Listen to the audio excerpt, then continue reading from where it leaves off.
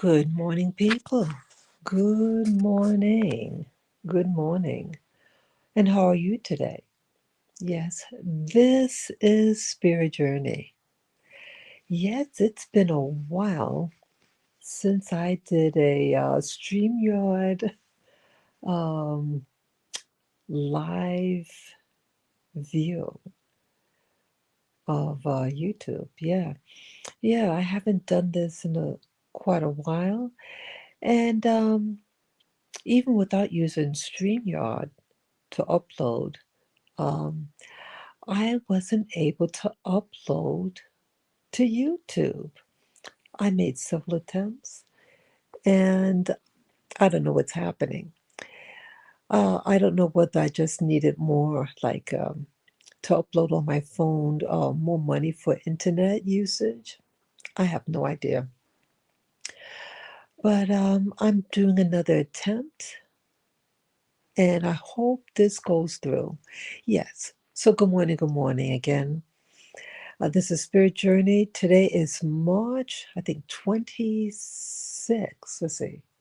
No, 25. March 25, 2026. And it's after midnight. And I just wanted to share with you my feelings about something, my experience. I entitled this Perception, Friend or Foe, 3/25/26. What could influence your perception? You know, perception. What is perception? The perception is base. Yes, hello, viewer. Hello to you. Yes, it's been a while. This is Spirit Journey. What is perception? Well, perception is something, in my opinion, is something that is from the observer.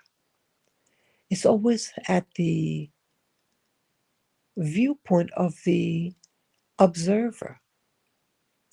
How do they observe? How do they observe things? Well, one thing, your eyes is a big method of perception.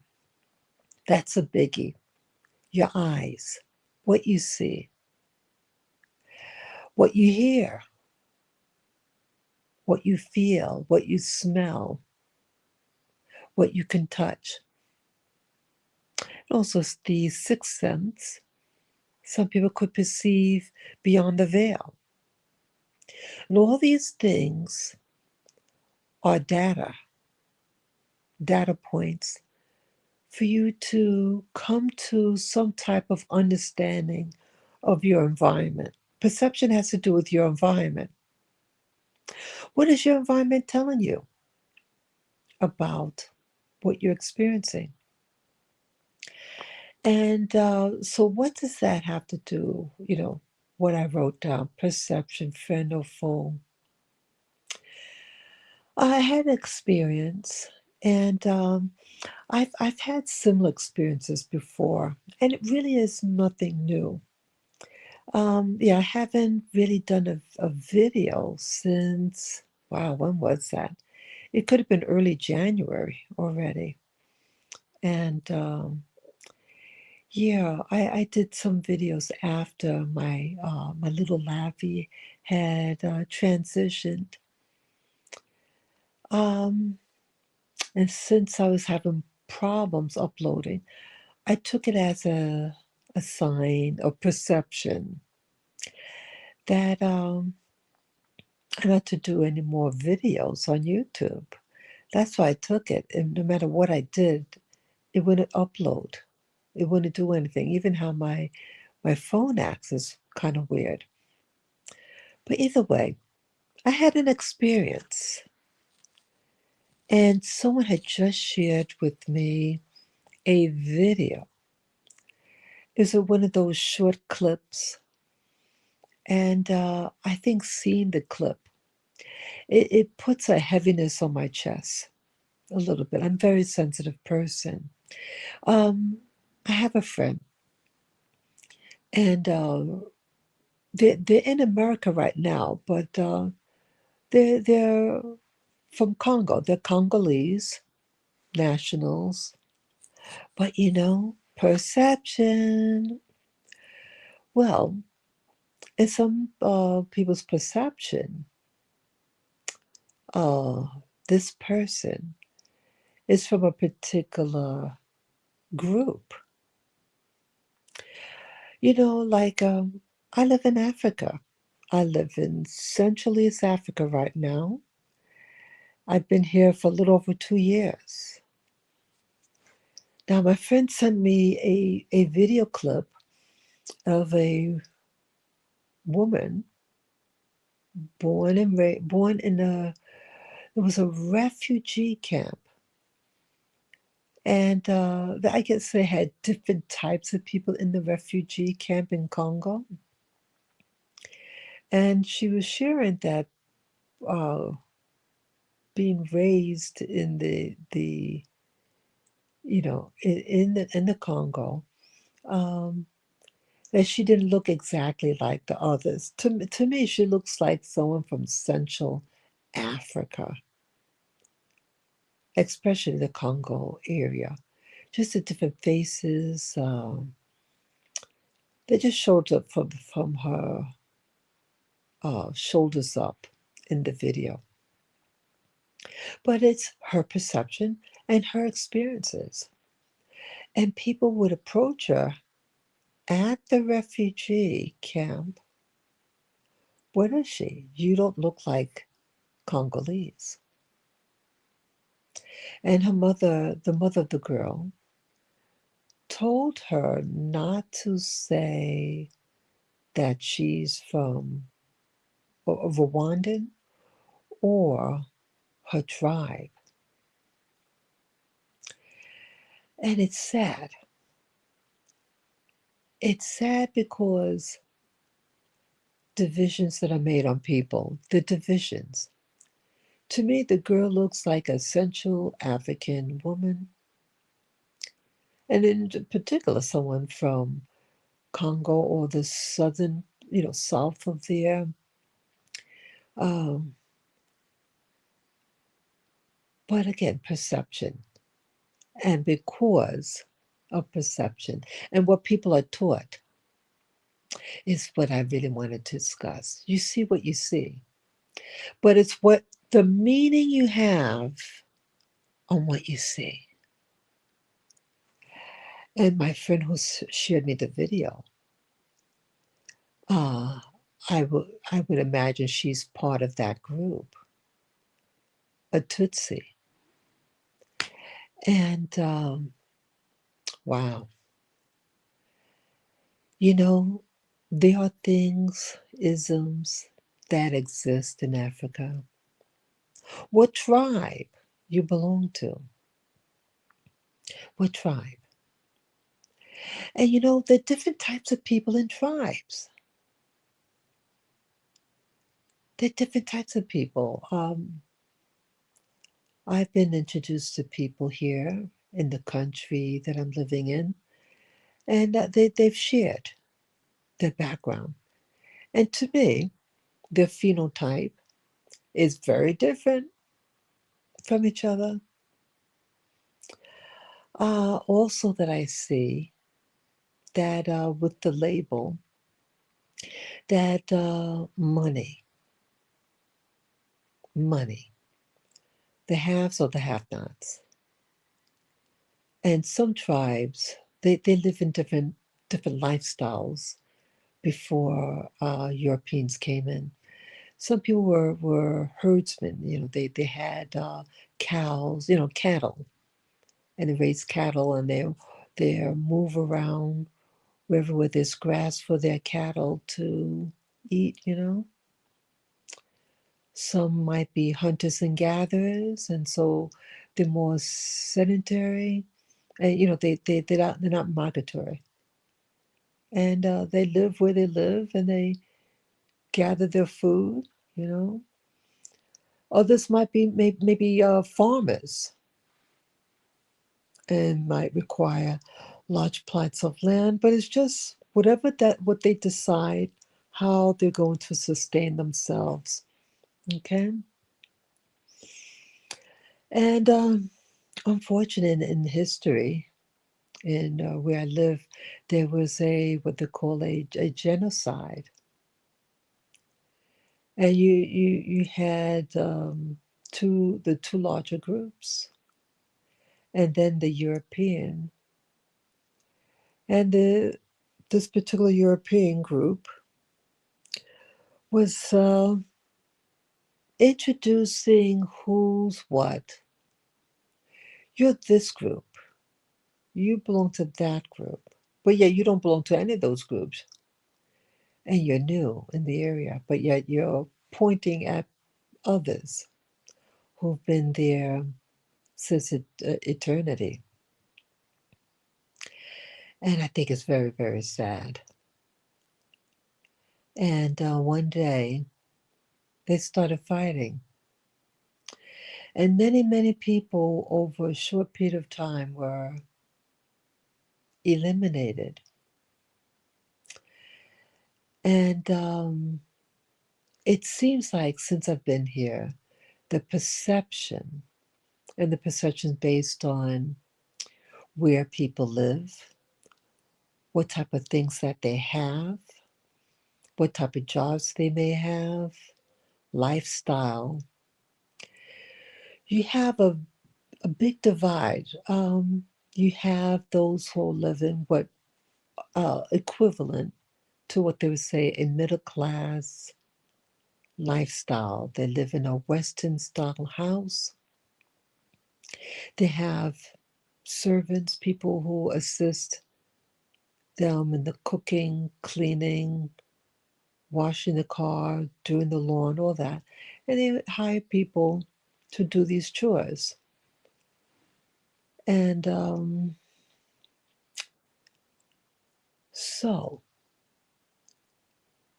the people who have been meeting, they tend to be from the group who the perception seem to have. They have their houses, the servants, people to assist them. Okay. And even in just everyday walk in the area, you see different types of people. So you get perception. They're different body types. Being in Africa, they're all different types of people, all different types of African people. They come in different complexions. Generally, they range um, from brown, a lighter brown, like a medium light, to ebony in color. They have different shapes. They could be short, some could be, tall and skinny. And I say the bulk of them they tend to be on the tiny side, the laborers, the people, the everyday people I see in my neighborhood, the laborers. Um, tiny, uh, tiny frame. They're about maybe 5'4". They range in height, but from 5'3" to 5'5", something like that. Uh, Tiny frame, and it varies. Sometimes there might be a little thicker bone. They have those too. Um, but the tall, thin ones, you don't see them in this type of work. I've never seen it. And in the motor ride, usually the very petite and the thicker bone people. That is what I see. Very few that I actually see the very thin people, thin and relatively tall. I very seldom see them. And that is my perception.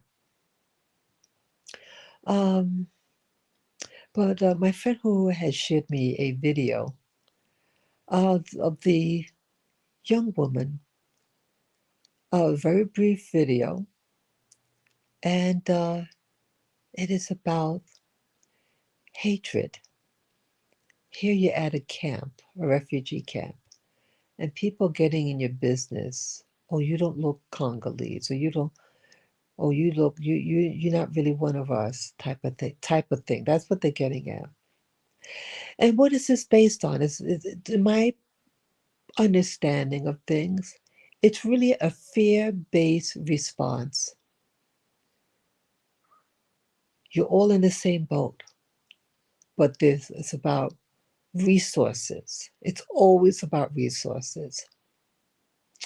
And since everything is scarce, they want to say, well, you're not really entitled to this because you're from a particular group.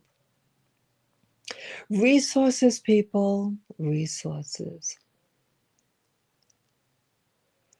What is it their business of who you are? You're in the same boat. You're literally in the same situation. And you all want to survive, but now people say, I don't want you to have. In essence, that's what they're saying. Or they say, well, don't tell people that you might be a such and such because they'll kill you. What do they really say? In my opinion, they're really saying that they want to destroy you.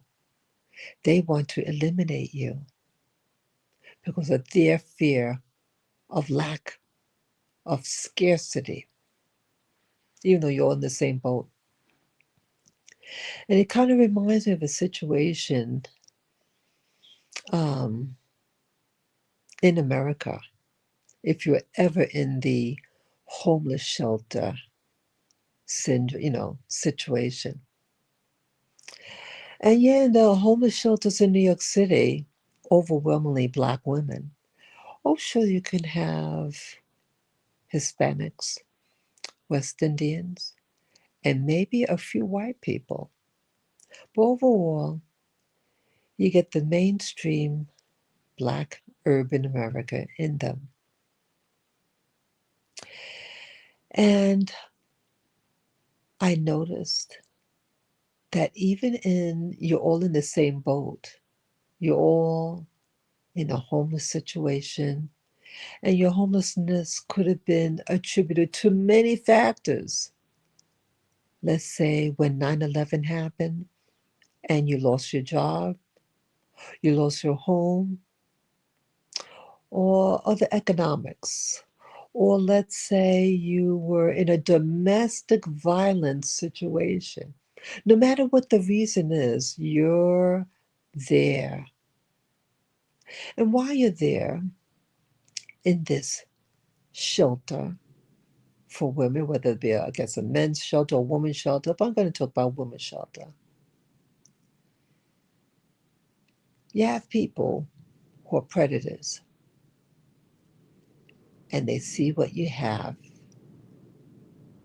Even though you don't have much, you just have a little locker, and there are people there with a predatory mind. That's what I remember. Sorry, it's a plane coming. Just a moment.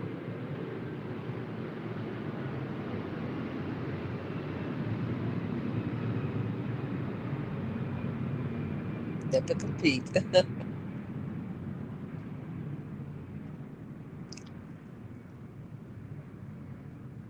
Sorry about that. It's a plane going overhead, and I don't want to compete with it. Yes, hello, Vera. Good morning. Yes, so I remember the thuggery of some people. You're all in the same boat for various reasons. Doesn't matter what the reason, but you're there. But perception. There are perceptions that people have. And even when you're homeless, people may perceive you of having more, even though you don't really. And they may not like you because of perception that you may have. Let's say you have a different accent. You talk a little different. And they may not like that you talk the way you do. It might be perceived as an accent of the privileged class, the money class, or whatever. And you don't have a pot to piss in, you don't have no money. But because you sound like what you sound like. yet you're all living together, but rather than coming together, you have a predatorial mindset of people in there. You have theft, you know, that people steal from each other in the homeless shelters. So you say, well, what does a homeless shelter have to do with perception, friend or foe? Well, again, I'm inspired to do this live stream based on a video. Someone had just sent it to me. Well, I just received it and saw it of a woman living in the Congo, but in a refugee camp. And in the refugee, people are trying to intimidate her and try to discover what she is. Now, to me, she just looked like a woman from Central Africa, Congolese area, in my opinion. But perception. And they'll come up to her, and in my opinion, trying to intimidate her because there was something about her that stood out. And women could be, you know, women could be very catty to other women. If women perceive you to have more beauty, so-called beauty, or so-called more resources, then you get pretty catty, right? Even though you're all in the same boat, you're all in that refugee camp, or let's say you're in a homeless shelter in the West. That can happen. But either way, I had experienced something yesterday. I was visiting a friend. And you know, this friend actually looks like the girl in the video. There's a similar face, you know. Um, yeah, she was this friend of mine, new friend. She's from the Congo. And she shared with me her story. She went more in detail this time. Yeah, she had shared that she was a refugee. But yeah, she is Congo. Her people been there for hundreds of years. But when the European came in, they put in new borders for Africa. Um, you know, those are human borders, but there are natural borders. You know, based on where the people actually live for different groups, and where they reshaped the boundaries, it pushed it into another country. Even though both of these people were all colonized by these Europeans, the Belgian in this particular area, but you had other people. But the Belgians was the ones that had the colony there. You also had Germans, British, you know, and they said they had I forget what you call it, but it was a meeting in Europe, in the Central Europe, and they decided to put new boundaries in Africa, reshaping the countries of Africa through the borders, creating new border lines. And it has caused havoc in certain locations. And I'm very sad about this. Um, so either way, um, this friend of mine coincidentally is from Congo, but they're from the same tribe as this young lady is speaking about. Well, my friend told me one day, many years ago, in the early, I think it was sometime in the 1990s, um, what was that now? Yeah, she had gotten married, and her husband went to um, Nigeria for his work. And so, of course, she's going to live with him there. And she was studying to become a dentist. And they said, you don't have enough pages on your passport. You have to get a new passport. So she went to her country of birth, Congo, to get her passport renewed, get extra pages or whatever. And you know what? They said, no, you're not a Congolese. You're Rwandan or her tribe. They meant, I think they mentioned her tribe. They said no. So she said for months she was stateless. She had no nationality. Um, but she was able to travel to America. See, people might vilify America, but America is the home of people took in refugees, true refugees. So when she reached the America, she knew people in America. When she got here, she applied for a refugee status, and this was in the 1990s. And those in the 90s, there was, remember, a genocide of this particular tribe. And America, in her goodness, granted her that she lived in safety. And I think she had her children there. Yes, she has a lot of family in America. So she does move back to Africa. And so my seeing the video and knowing what my friend just told me yesterday, that what happened to her, her own country said refused to give her a pass. She had it before. How do you lose your nationality? You're born there, you're raised there. They gave you the passport, but now it's fighting. It was wartime, or the war thing just happened there, the genocide. So when I was on my way to see this particular friend, coincidentally, this particular person, it was just maybe 100 yards away from her home. And I was just about near this major school there, the front gate. I was real near there. And I'm walking and I'm carrying a package, a pouch. And school time, school must be over, or maybe they're going for lunch break.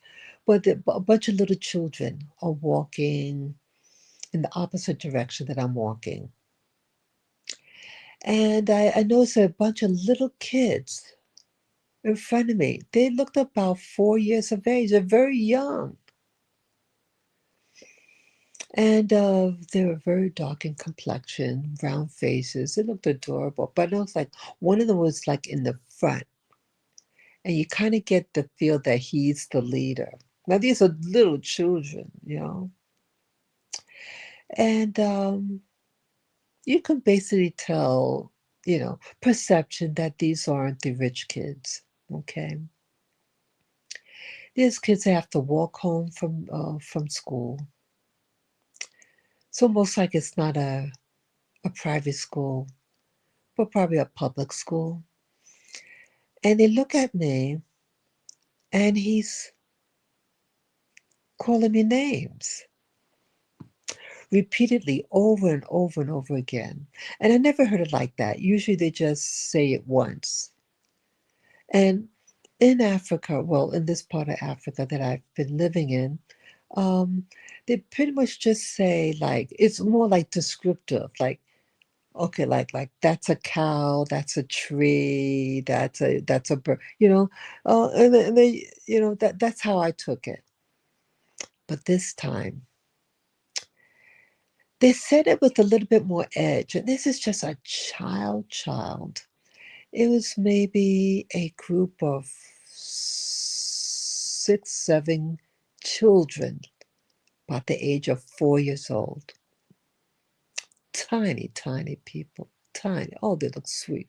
They, you know, um, and they're all male. All male. It seems like also in this part of the world that the gender are separate. Little children, with children, boys stays with boys, the girls stay with girls. And and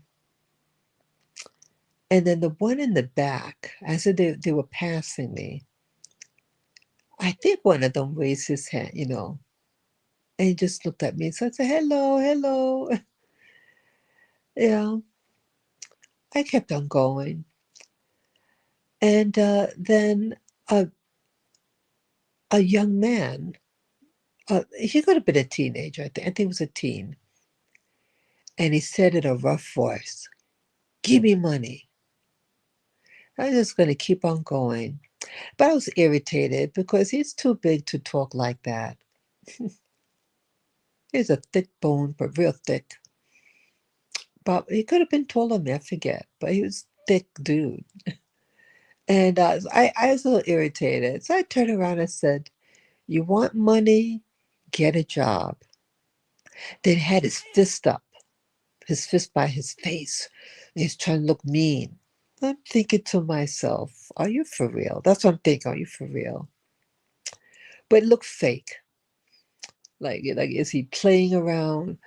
So, and then I paused and I said, you want money? Get a job. You don't have to ask me for money. You can get your own money.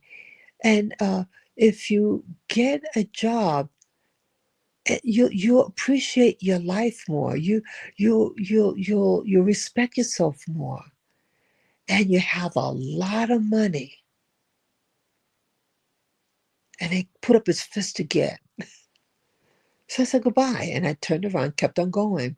Then he starts laughing, and he's chased his friend across the street. Like it was all an act. It was all an act, and it bugged me. It bugged me, that incident. Um, Perception, friend or foe. The perception of that man, young man, teenager, whatever, the big bone fellow. The perception was, in his eyes, I had money in his eyes. I was wearing a simple outfit, a pair of loose pants, and a long tunic, like it's like a shirt dress. It goes all the way down to the knees. And I have a pouch in my hand carrying stuff for my friend. I never said any word. Um, I'm brown in color. I have natural hair. I'm an older person. Considered a senior citizen. But yet I'm being talked to this way by, he looked like a teenager. And then and the two incidents, the teenager uh trying to demand money from me, and the little children, it was the same type of sentiment, like you're not really wanted, or the perception that I'm the bad guy because I must have money and they don't. And it's sad because I love the people in this country. I like them.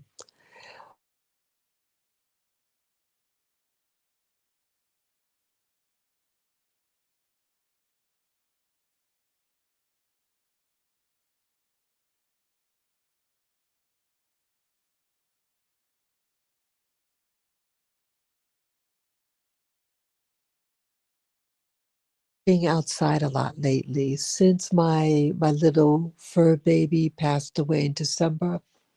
I've been staying indoors a lot. I very rarely go out. Um, and I decided in January, I think it was late January, I started taking taxis everywhere. Um, yeah, I saw that taking the moto. They were near accidents, um, collision, like sometimes the motorbike behind me hit my back. Like, like they drive really close to you, and so to prevent their front wheel to hit your back wheel, they'll turn the handlebar. And when they turn the handlebar, because now they're trying to avoid collision, they have the mirror, the rearview mirror, um, on the handlebars. And when they turn it, it brushed against my back.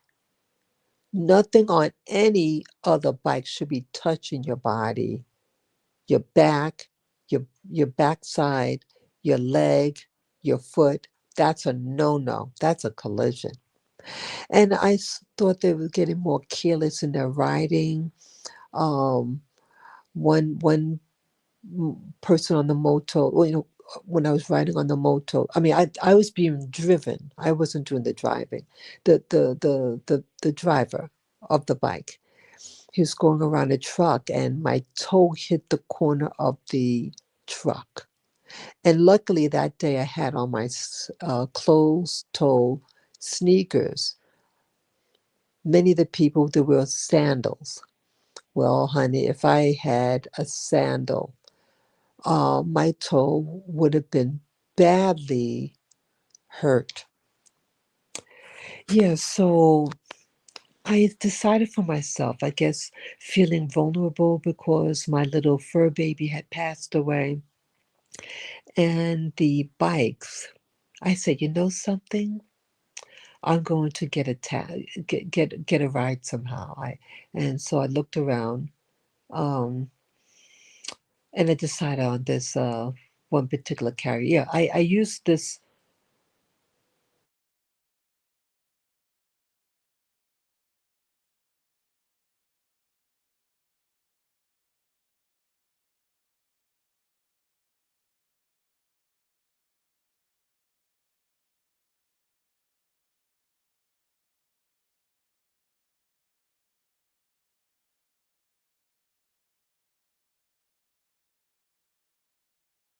The number that I wrote down.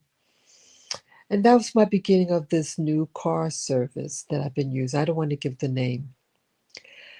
So I've been using the car service since late January of this year, 2026, to now. And now it's March 26th.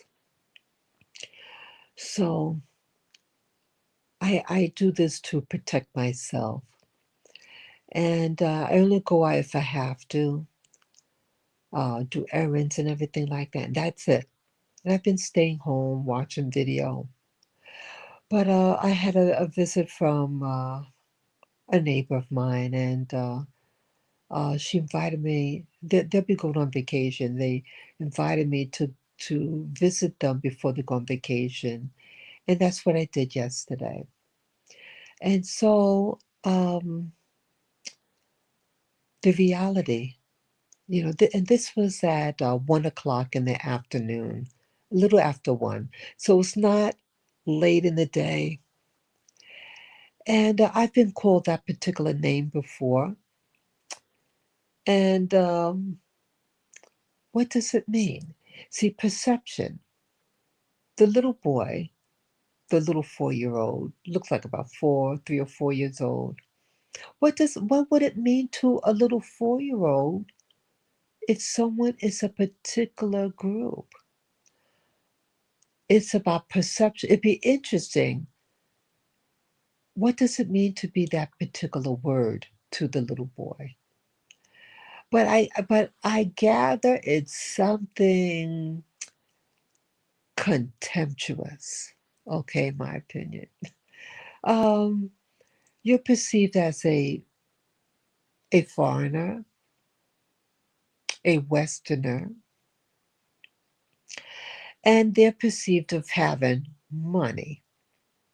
Okay, I'm not flashy, but about perception, people, you are who you are.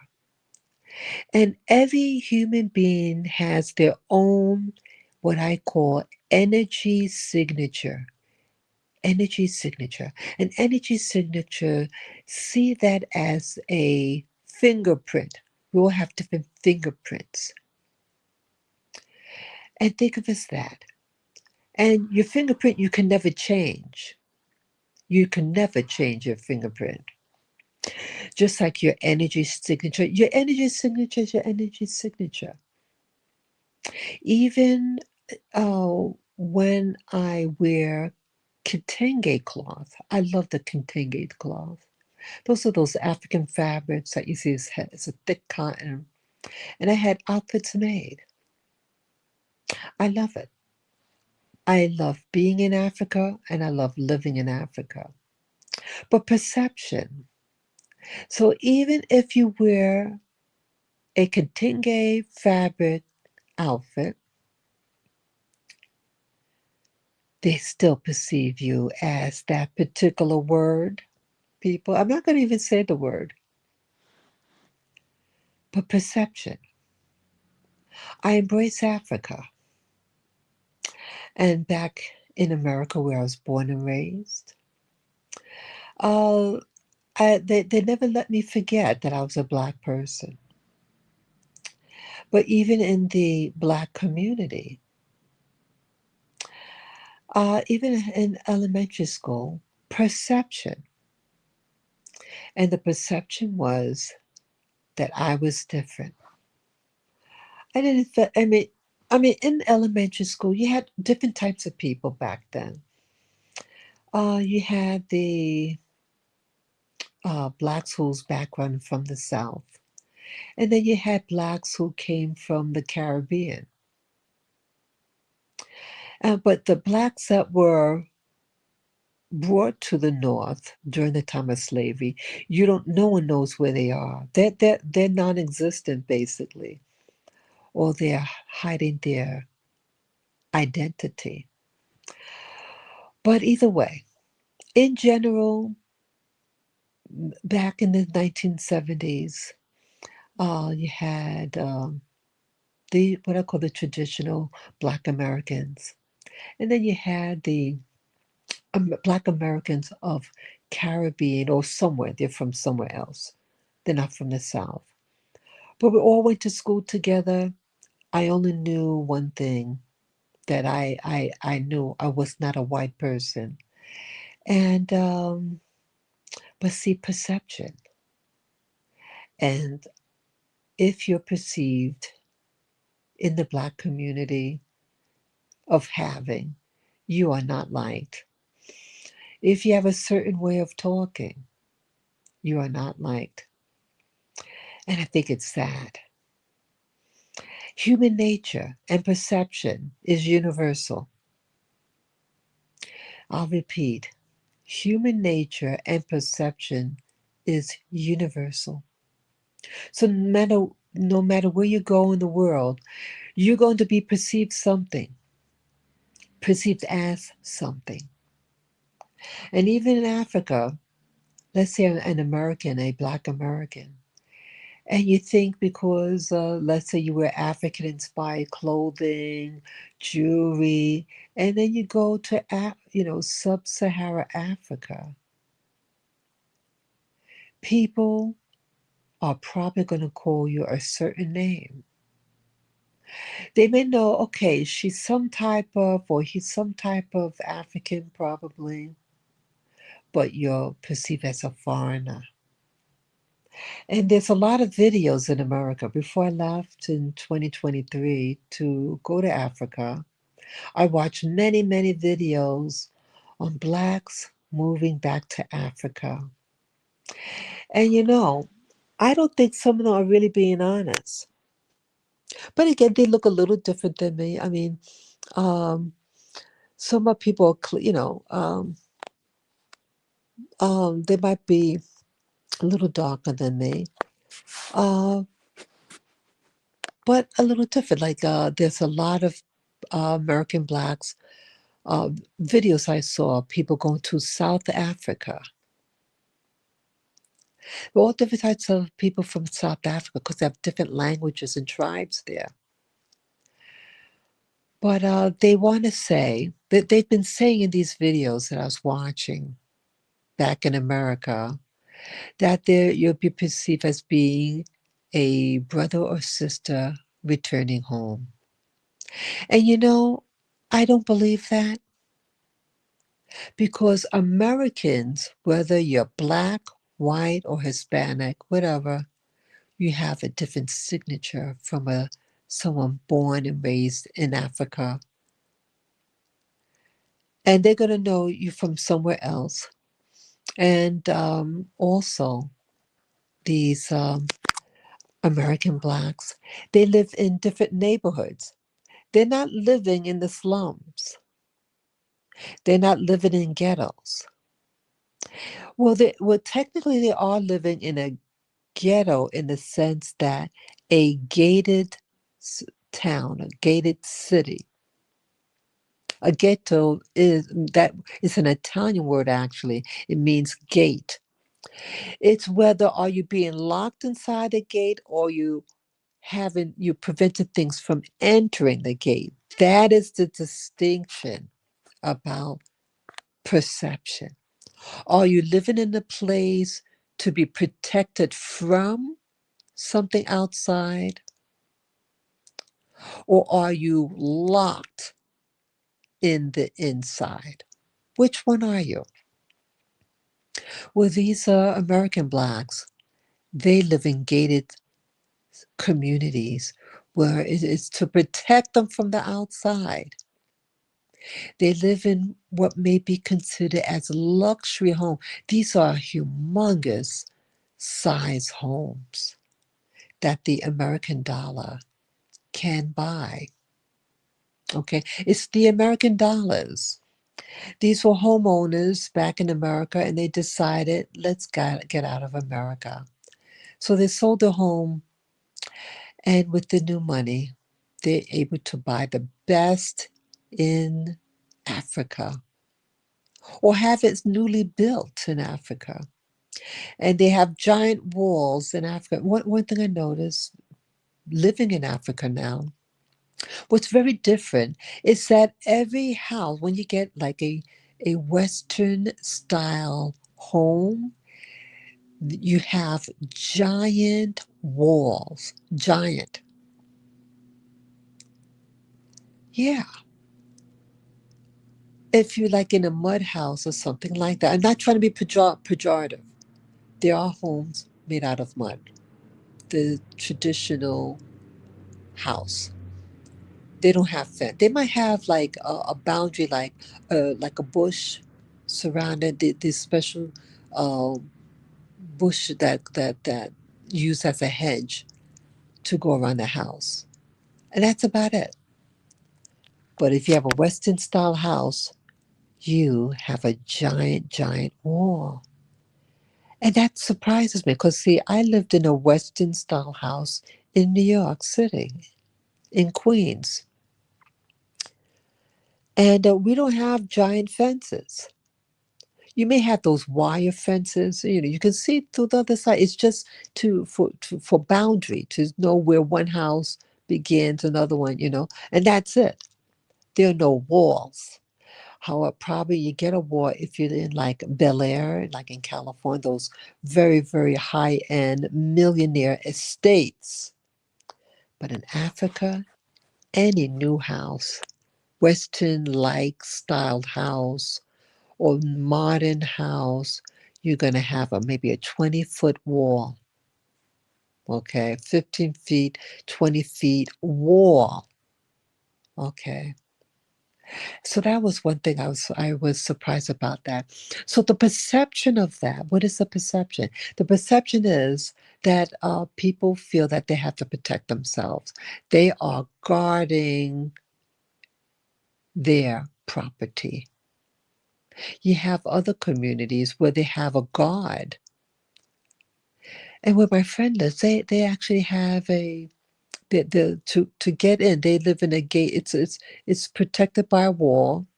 this section, and they have a security guard at the gate. You have to have permission to get in.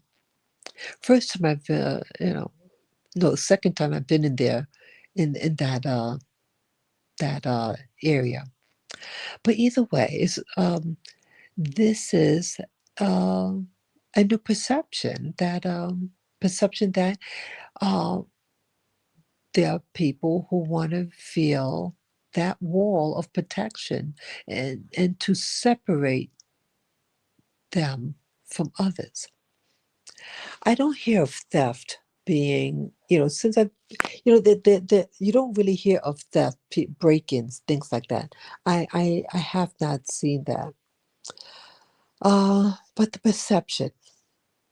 perception. So there are neighborhoods where people with money or have government jobs, certain type of government jobs, and they live in these type of areas, gated, that you have to get in through a gate, a security guard. Some of the security guards could have weapons, um, to discourage people from entering. But so I'm seeing more and more, like, as I mentioned, since the passing of my little fur baby in December, and I stopped taking the motel in January, I haven't really been going out. And if I go out, I take the taxi. I think maybe twice I had to walk. I say, let me walk up to, up the street, you know, um, and I just got back home. But yesterday, those two incidences that happened to me, little children, and it was the one in front, the leader, calling me that name. And immediately after that, a teen, a big bone teen, is demanding money. They say it the same way, give me money, give me money.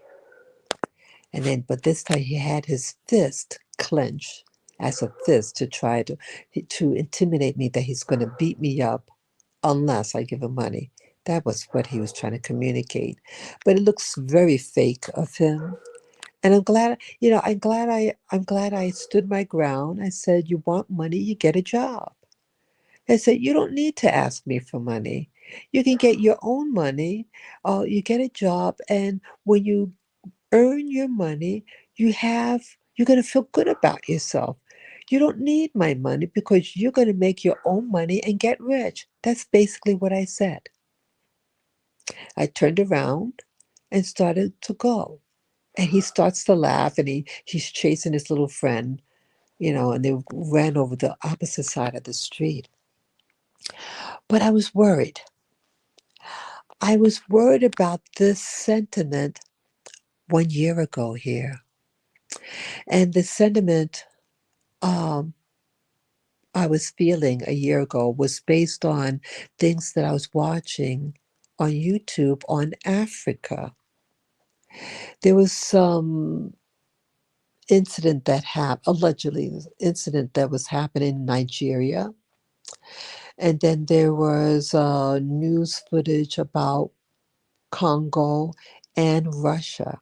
Russia is siding with Congo, the rulers of Congo right now, and it gave a verbal threat to Rwanda.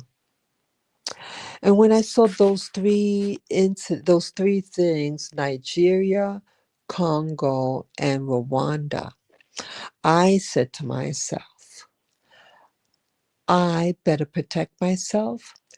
And if I have to leave this area because of conflict of some type, that I better be able to leave quickly and take my valuables with me.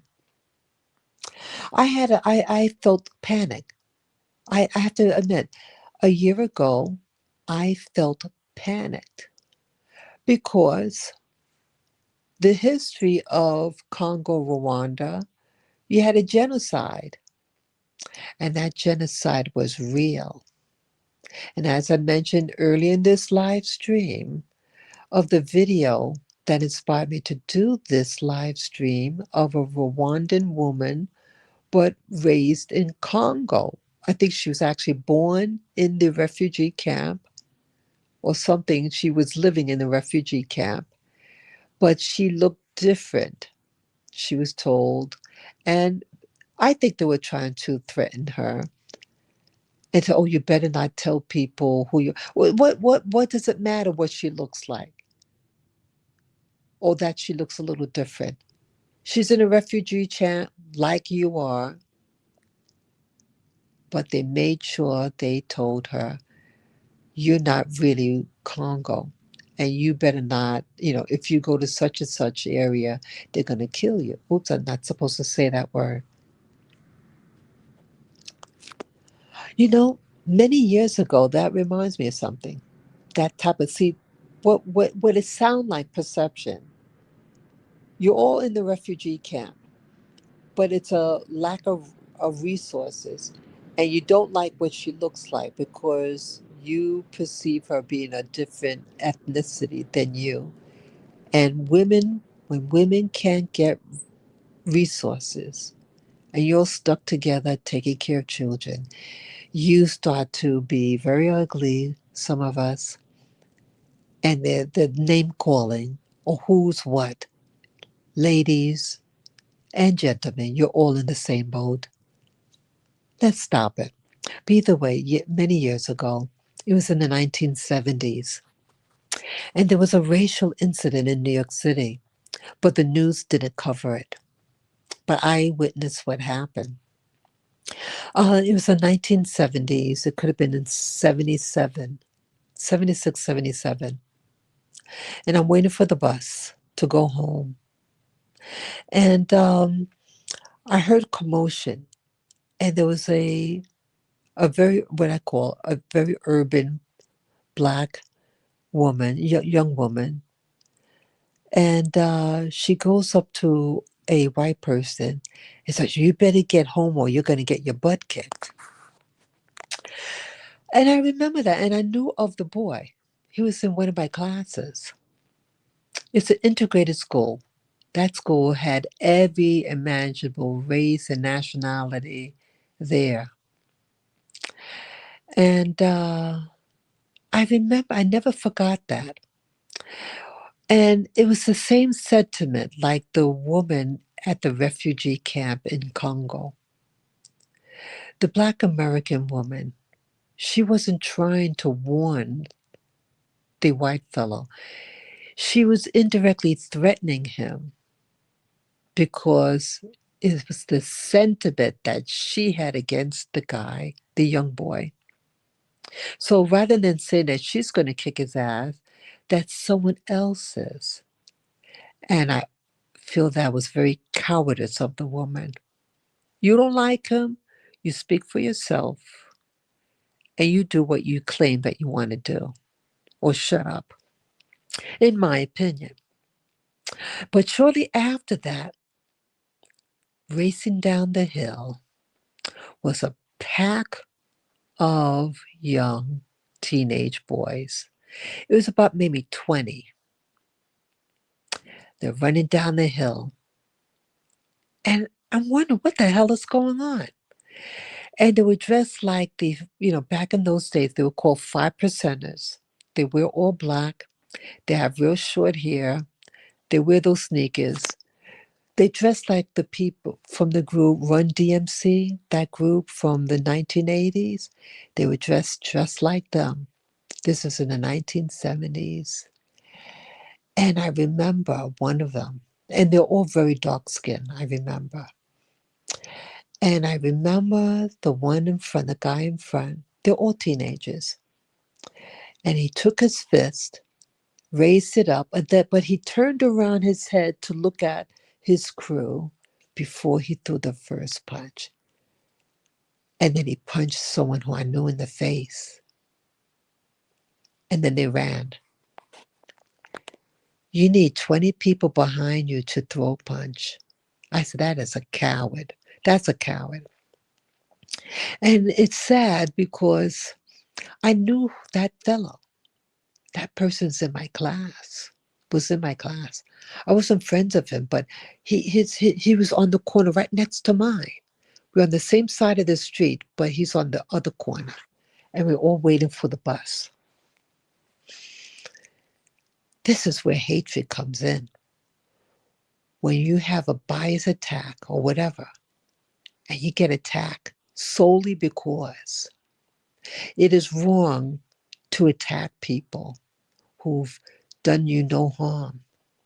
Whether you're black, white, yellow, red, it doesn't matter what your race or your religion or your nationality. You keep your hands and you keep your mouth to yourself. I never forgot that. That was in the 1970s. I got home safely and it didn't hit the news. I think that's major. But 20 kids, and then they're attacking you because of your race. And you know what else? Again, people, perception. Let me tell you. Let me tell you, people, perception. See, you may perceive yourself as being a particular race or whatever group, but doesn't mean that your neighbor perceives you as such. This person that I know in that same neighborhood, they're on their way home from school. And guess what happens? Um, the person got grabbed, and when they saw the face of the person said, "Oh, I thought you were a different race."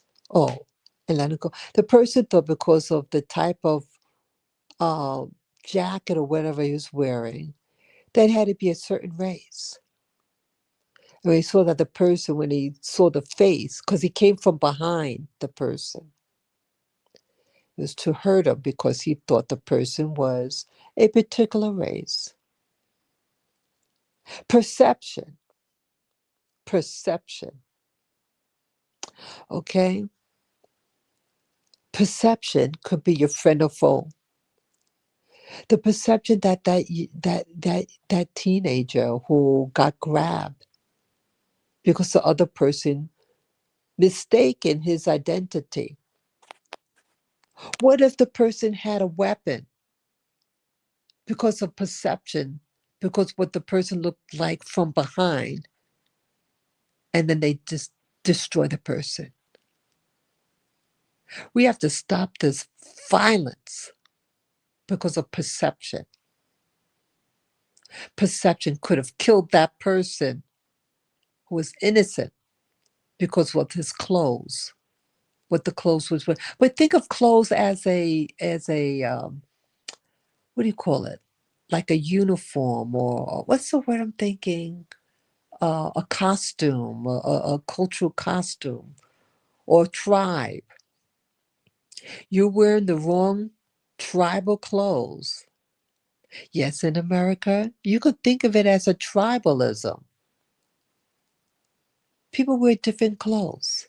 Especially like in New York City, the urban community, as it might be called.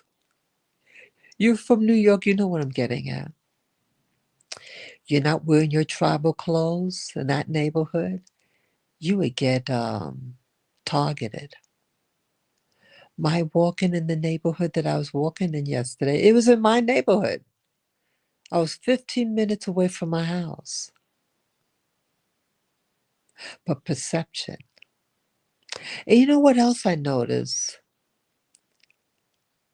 living in this country?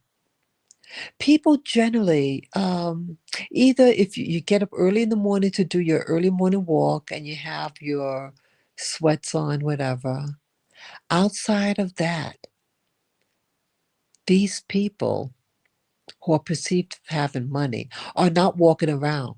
They take the car. They get someone have big cars. They take their cars and then they go to the destination. They come back. That is what they do. That's what they do. See, I'm a walker. I like walking. Back in America, I walked everywhere. I walk like a 2 mile radius. That's like my maximum. 2 mile radius is the maximum, there and back, And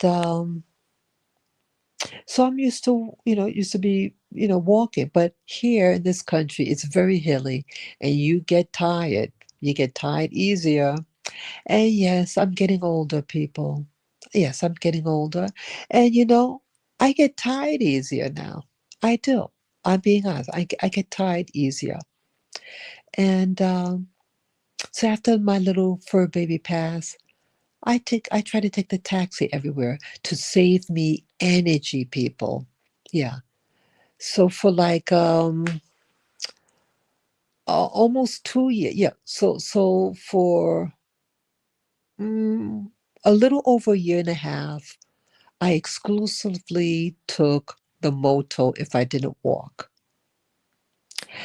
But now, for the past 2 months, I'm taking the taxi. But I'm just going to my neighbor's house. When I guess school was finished or they're going home for lunch, it was only 1 o'clock in the afternoon. And it was a lot of young people, little children and teenagers. And that happened to me yesterday. And it was back to back. And again, it reminds me of the anxiety that I was feeling a year ago in January of last year, 2025, when different countries in Africa were going through things and they were sentiments of anti American sentiment. And then let me tell you again about perception. See, I might be an American, but I'm a Black American. But perception is America. Then I said, oh, it's okay because you're a Black person in America. America is America when push comes to shove. When people are angry because of perception that their hunger may be because of you, or their hunger because of what tribe they think you belong to. It is all about perception, how they perceive you. It doesn't matter if you give food to the hungry. It doesn't matter if you give them household goods. It doesn't matter if you've given them toiletries. It doesn't matter that you said good morning to them. It doesn't matter even if you've given them money. What matters is perception at the time of their experience to you. Do they perceive you as a friend or foe? Have versus the have not. And in America, there's a lot of that have and have not. Perception. Are you a Republican or are you Democrat? Are you white or are you Black? And these are things that was happening in America that drove me to leave. It got dangerous for me as a woman, as a middle aged woman, that the perception that I am born and raised in New York, I am a New Yorker, but the perception, there are multiple perceptions that someone could have based on politics, based on race and ethnicity. And who are you at the time of that other person looking at you? It could be your demise or your safety. You cannot be all things to all people. You are who you are at the time of their perception to you. And It put a sadness on my heart yesterday, and a sadness of looking at the video my Congolese friend of Rwandan ancestry shared with me. It's very sad. See, in America, they want you to think sometimes all black people are equal. All black people under the same camp. No, there are different categories of blackness in America. Or you come from the Caribbean. Or you come from the Deep South. Are you from an Ivy League school? Or are you from the neighboring community school? What are you? Are you perceived with having money? Or are you perceived being poor? All these things happen. Perception. You are who you are. And you cannot run away from yourself. Whether you live in America or whether you live in Africa as a so-called black person. The world is universal. We have universal fears, anxieties, problems, issues, resource problems. It is all a fear-based system. How are you perceived? Are you perceived as their friend or foe? It doesn't matter, black woman, black man of America, whether you come down to Africa wearing African-inspired clothing. It didn't matter that I wore contingent cloths, outfits that were made by Africans here. It didn't matter that I had cornrow. I had my hair in cornrows. Just the classic, going back of your head. Just classic. I had braids in. I cut the braids off, and then I just had simple cornrows going back. And you know what I was perceived as? A white person. I could have. I started laughing. I'm too dark to be considered white. I have African textured hair. Wearing cornrows, no extensions, just plain cornrows. My hair was short. And I had a photograph in my home. I was interviewing someone to hire them to work in my house. And I felt comfortable enough at one point. The interview went long, and after the interview, I was showing her around. And I said, of course, these are my pictures. This is me. And she says, "That's you?" I said, "Yes, that's me." She says, "That's not you. That's a black person." I said, "That's me. That's a photo of me." So I said, "Who do you think I am then?" She says, "You're white." People, I kid you not. My skin is dark, or I should say brown. They would say brown. Cornrows of natural African textured hair. Had contingent cloth on, I think a shawl. And this person from this country is mistaking me for a white, she used the term white, a white person. And I put up my arms next to her and said, "My skin is dark. What do you mean a white person?" It's people. It's all about perception. Perception of wealth. Perception of status. Perception of education.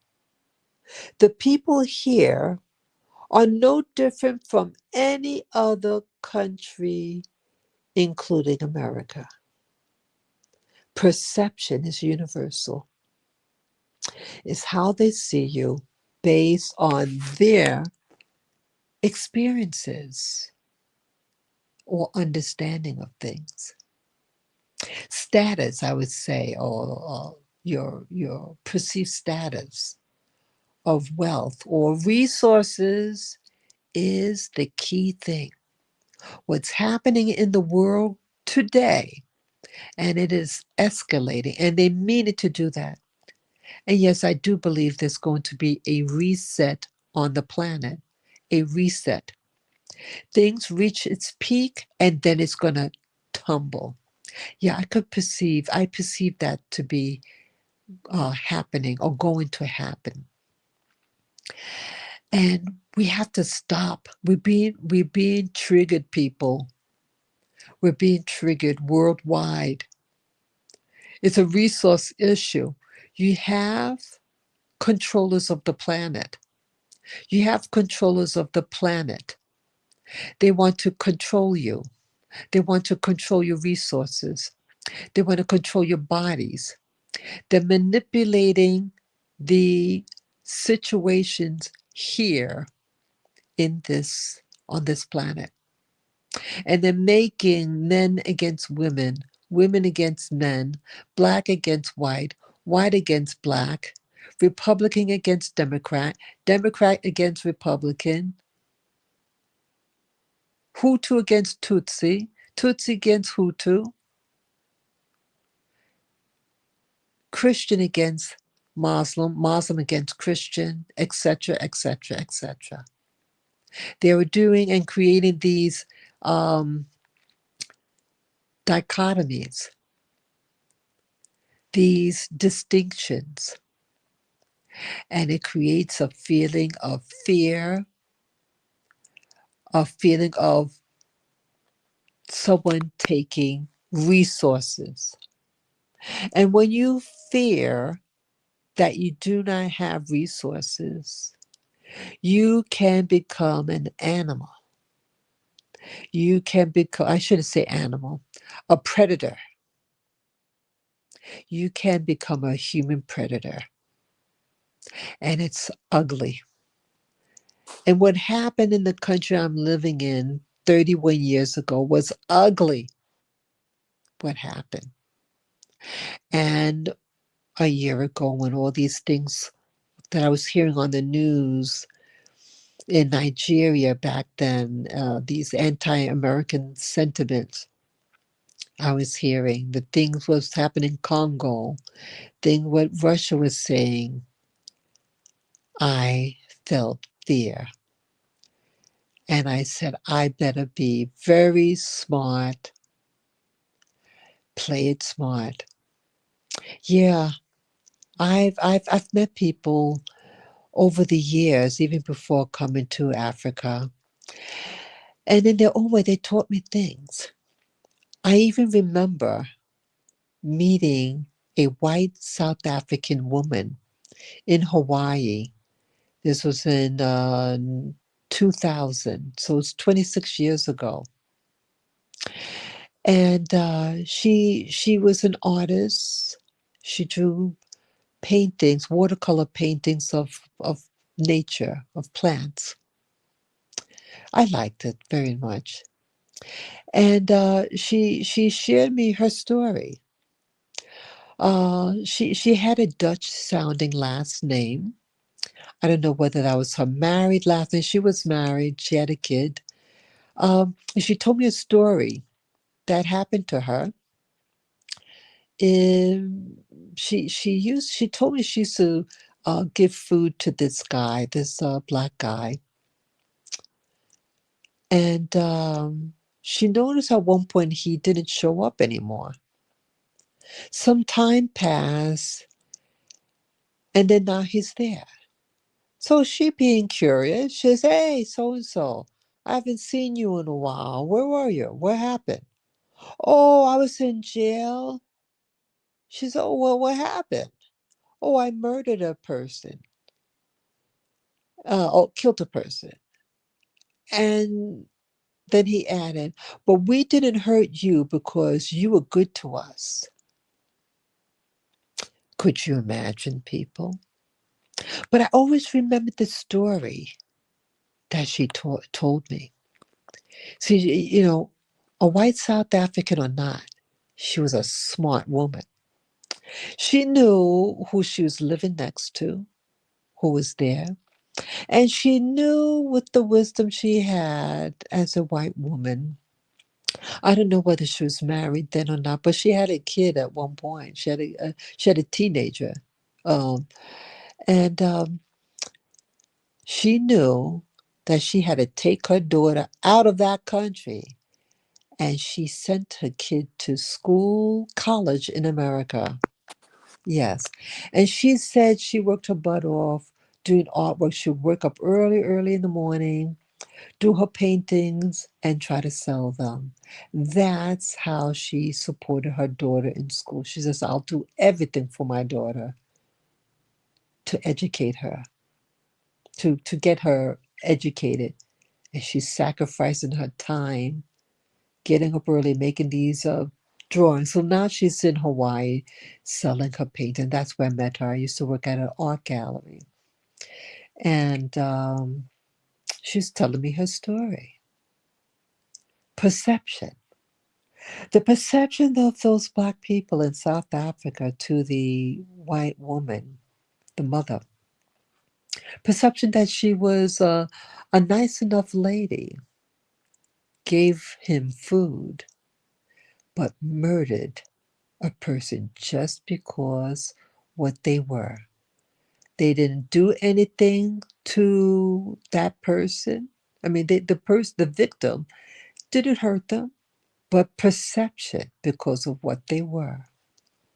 But the other lady had given them food. You don't think I'm learning from that white woman from South Africa? Perception, perception, people. And it saddens me. It saddens me what is happening in the world. Perception. I saw another videos a couple of months ago on South Africa. There was a South African man. It goes deep. The people of Africa, Europe, America, they're all the same. This story that I saw, again, perception, and it's all about resources or the lack of it. He was a black man, black on both sides of his family.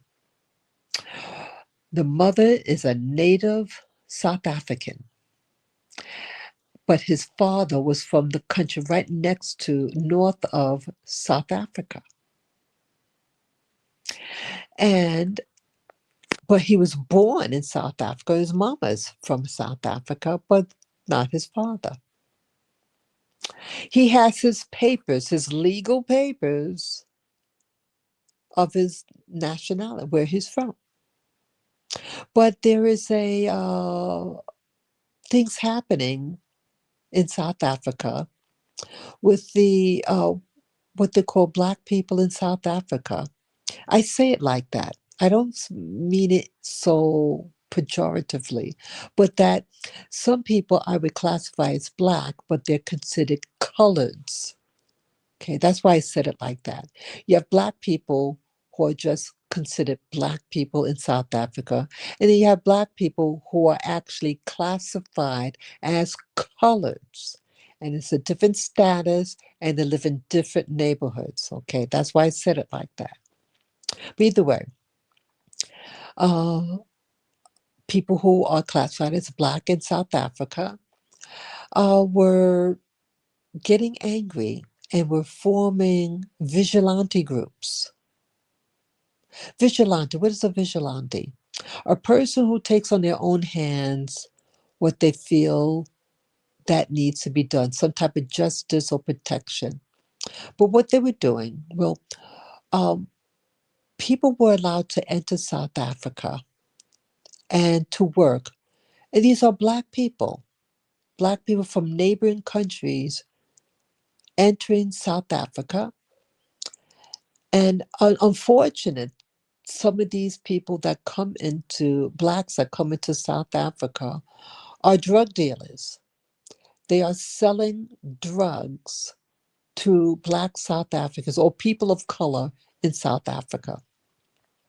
And it's horrible what's happening.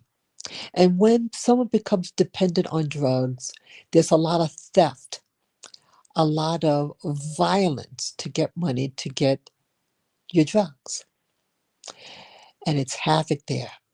And they're fed up, the people of South Africa, the blacks of South Africa. And they're forming these groups to kick out these so-called foreigners, from blacks from other countries. These are poor black people from other countries who are trying to earn a living in black South Africa. So the perception, well, this one person, it was a man. He could have been maybe his 40s, 50s. He had a wife and children. He had his legal papers. Again, he's born and raised there. And the vigilante group came to his house. You're not South African. Even though he showed his papers proving who he was. Well, your father's not a South African. But his mother is, and showed his papers. He had a job. He had a job in his home. They kicked him out of his own home. He can't do his job. His job was in his home. And he was being interviewed. And I thought, how sad. A black man in South Africa. Mother, South African. But because of who his father was, they perceive him as a foreigner. And they wanted to remove him. They removed him from his own property. Perception. Perception. The perception of myself when I came to Africa was being of a black middle-aged woman returning to Africa, her homeland. But just because I perceive myself as such does not mean that others perceive me as such. I was always reminded who I was in America. I got fed up with the violence that was happening to me in New York City. And when they went to try to steal my dog, the one that just died actually in December, I said I had enough. And as I'm leaving,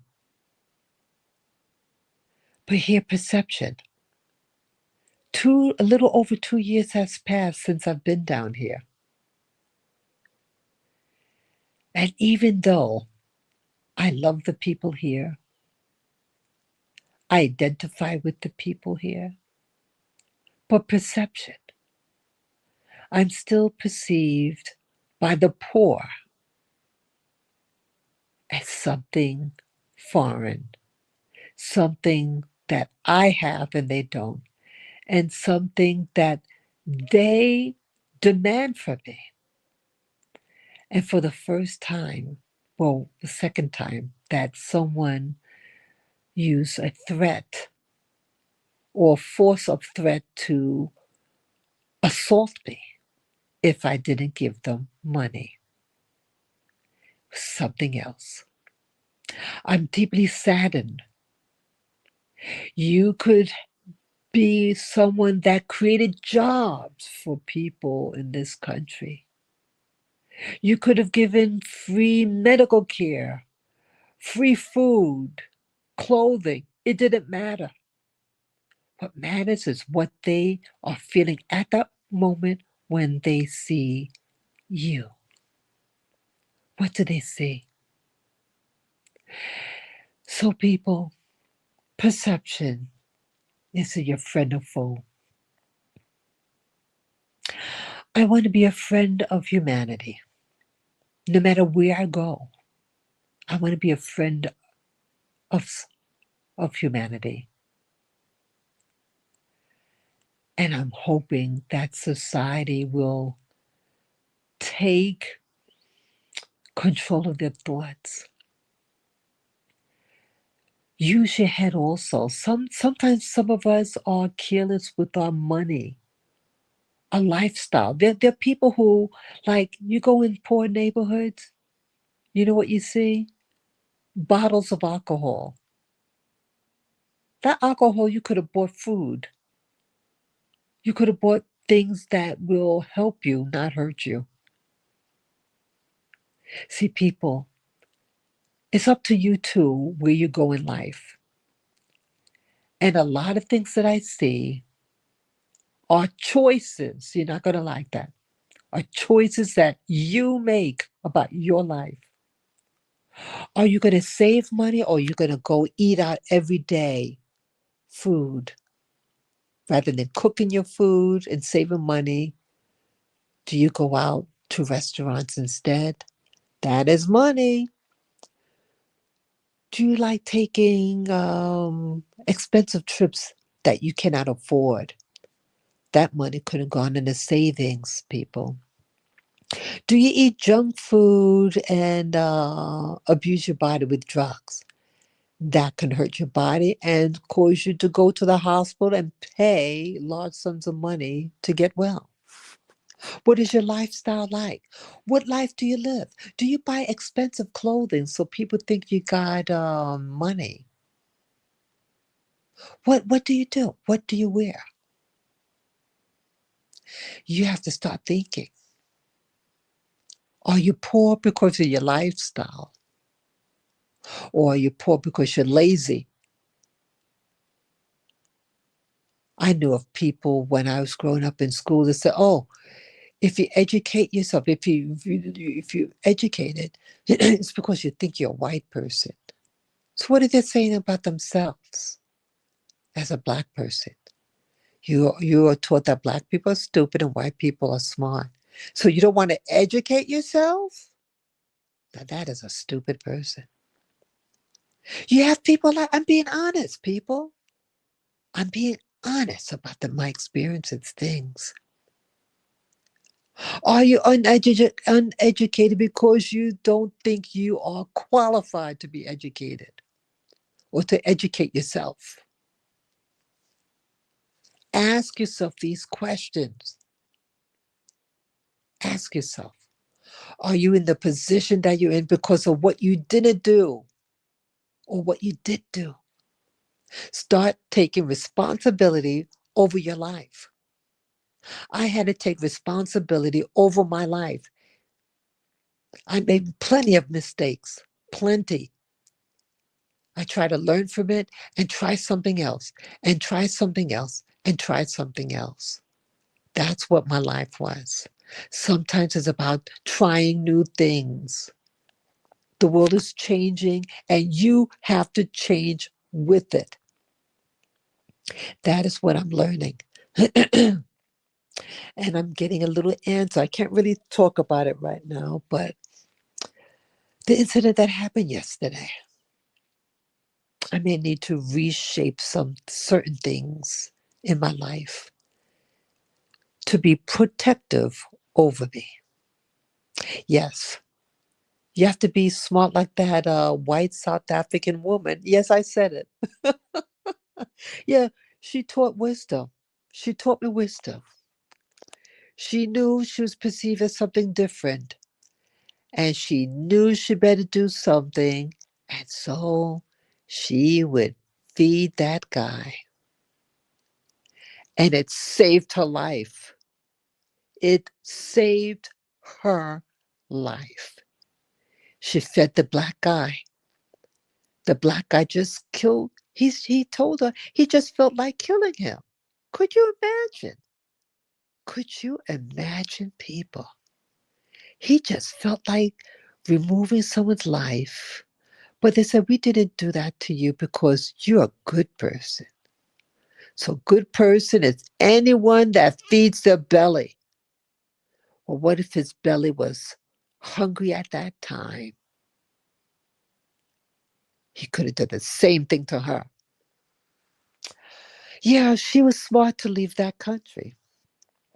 Yeah, she left South Africa and moved to Hawaii, where I met her. I met her in Hawaii at the art gallery that I used to work at.